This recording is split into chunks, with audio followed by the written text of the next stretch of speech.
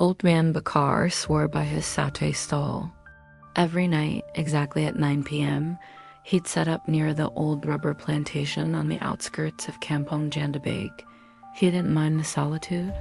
In fact, he preferred it. Said the quiet let him hear the stories the wind carried through the trees.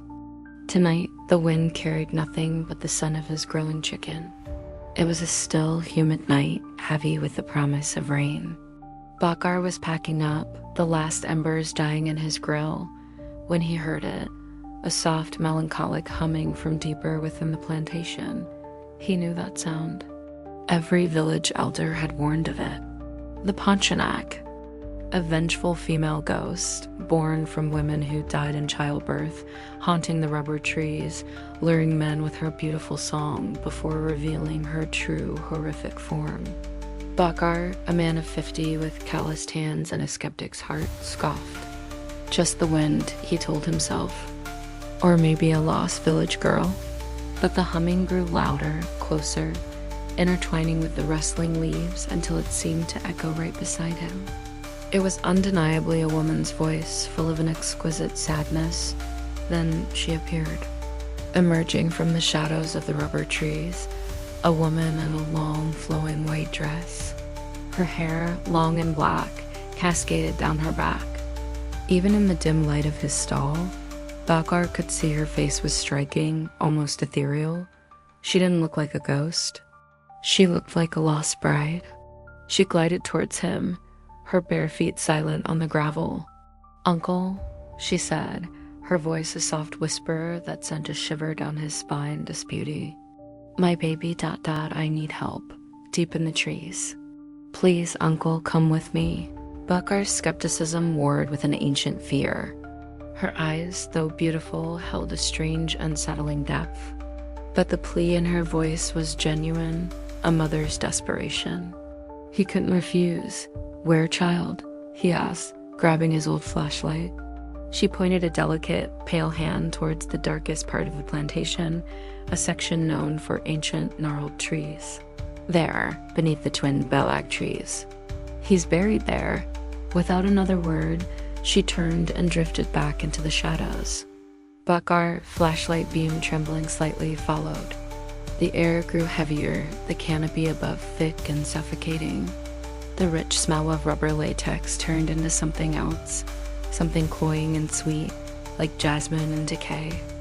After what felt like an eternity, they reached the twin belag trees, massive, ancient giants whose roots snaked out like monstrous tentacles. The woman stopped, turning to face a small, freshly disturbed patch of earth at the base of one tree. She looked at Bakar, her eyes now seeming to glow faintly in the gloom. "Here, uncle," she whispered, her voice barely audible. Bakar knelt, his knees protesting. He started to dig with his bare hands, the soil strangely soft and yielding. He told himself it was an abandoned animal or some forgotten treasure, but a cold dread was creeping up his spine, tightening its grip with every handful of earth. He dug for what felt like ages, the scent of jasmine and decay growing stronger. His fingers brushed against something. Soft, then yielding, he swallowed hard, pushing aside more soil.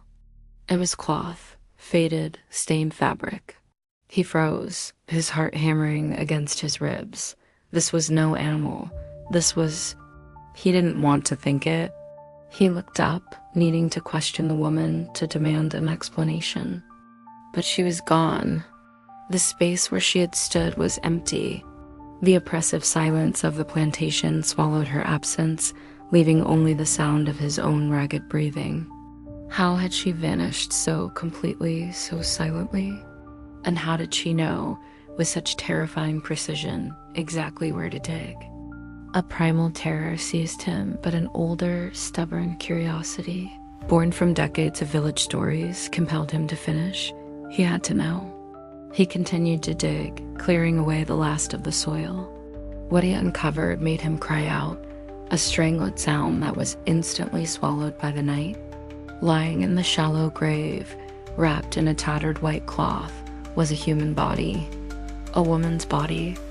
Her face, though pale and still, was unmistakably familiar. Her long black hair fanned out around her head, and her white dress was stained with earth. And from her chest, buried deep, a single thorny rose protruded. It was the same beautiful woman who had just led him here, the same woman who had asked him for help, the same woman with the ethereal eyes. He looked around wildly, convinced she had to be hiding, watching him, but there was nothing. Only the silent, mocking embrace of the rubber trees. Then from behind him, he heard it again. The soft, melancholic humming, closer this time, right beside his ear. And as he turned slowly, his eyes wide with a terror that would haunt him until his dying day, he realized two things. One, the Pontianak does not bury her victims. She is the buried victim. And two, the humming was not coming from the trees. It was coming from the rose, from the thorny stem that protruded from the heart of the woman he had just unearthed. It was humming his name,